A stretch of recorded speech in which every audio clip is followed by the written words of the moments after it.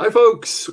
Welcome to the January 2021 edition of the Evangelist Talks. I'm Jon Mullen, the Energy Evangelist, and this is my colleague, Laura Short from Green at Heart. Yay! Yeah, we'll get the whichever direction we're going in. Go that way. Right. Go that way. So, last month we were talking about 4 topics to do with energy saving over the Christmas season, which you can find on the Energy Evangelist's blog page. So, Laura, how much waste did you generate over the holidays? Actually, quite a lot less than I was expecting to, I must admit. I don't think we can escape, unfortunately, the plastic that's generated by children's toys, and I've got 2 lovely children that like to have toys at Christmas, but I did try and make sure that I shopped as locally as possible this year, and as I said in the December edition, I did stick with my parcel paper wrapping idea this year.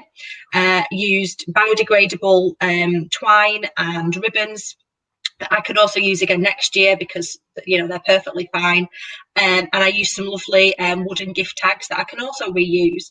So I've cut down on a big amount of waste there, but next year I'm determined I'm going to find an alternative to these awful plastic toy packaging situations that we've got on at the minute. Having to have a whole toolbox to unpack your children's toys is a nightmare. Yeah, you wish. And I actually do think that you are allowed to do this. You're allowed to unpack your shopping and give the waste back to the supermarket. I think it's possibly the only way that it's going to force the supermarkets to pay attention to the amount of rubbish that they're handing on to us. I was just noticing, in food packaging, some of the packaging was biodegradable, other ones weren't. And yet, on first glance, they looked very, very similar. But some companies are actually trying to make big changes, which is really appreciated. But I found an article.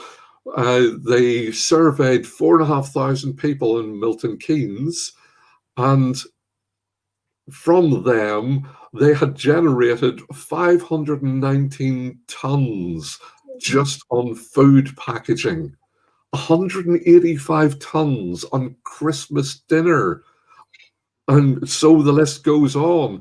But the bits at the bottom, 18 tons of mince pies. Why didn't they eat them? I know. They should have sent them up here. I'd have really gone with that one. Yeah, or 7 tons of cheese. It's crazy numbers. Trim off the bits you don't want and eat the rest. Yeah. So all these things, it's more of an attitude. Buy what you need and with the minimum waste, and you don't have to put it into your bin.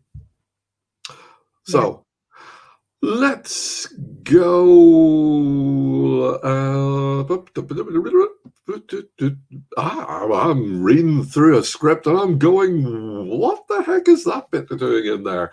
Let's go to a quick ad just for a minute. Hello, my friends.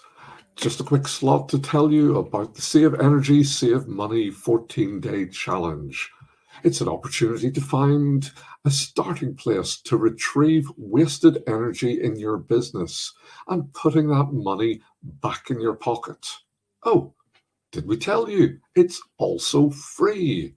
So if you want to find out more, look on the link below and follow it to energyevangelist.co.uk/sign up. So let's get back to the Evangelist Talks. Bye. Hello again. That sounds like a great challenge, John. I'll certainly join in on that one. Sounds good. Thank you. Okay, so what were we going to talk about? This month, we're talking about energy goals.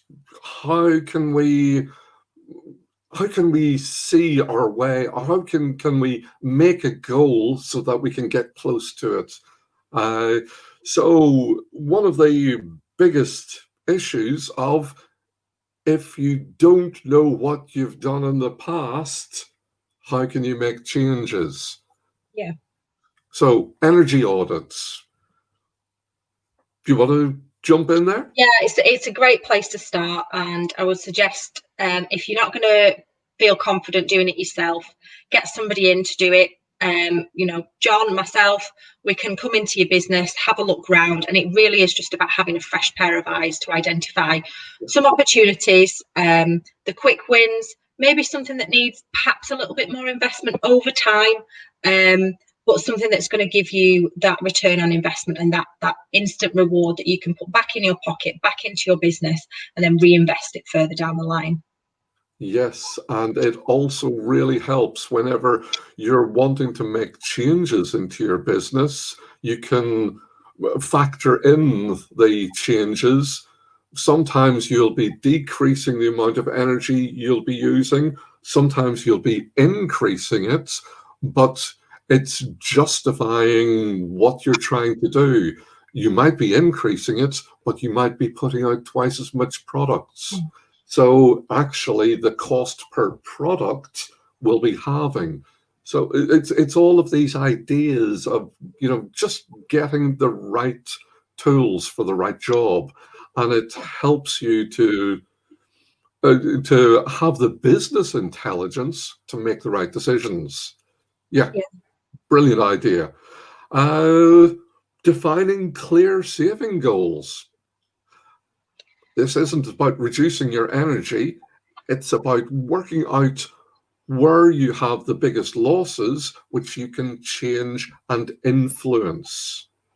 So, the amount of times I go into a business and the thing that they think is costing them the most money is actually probably halfway down the list, and they'll come across something else, something that perhaps they hadn't thought about before, and that's costing them a lot more. And it's about using that audit to identify where your significant energy uses are, and then target those things first, and then just work your way down the list. It doesn't all have to be done straight away.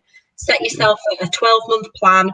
Make your targets smart, make them significant to your business, make them measurable. That's a real key. You have to measure to be able to manage things, and then make somebody responsible for them within the business.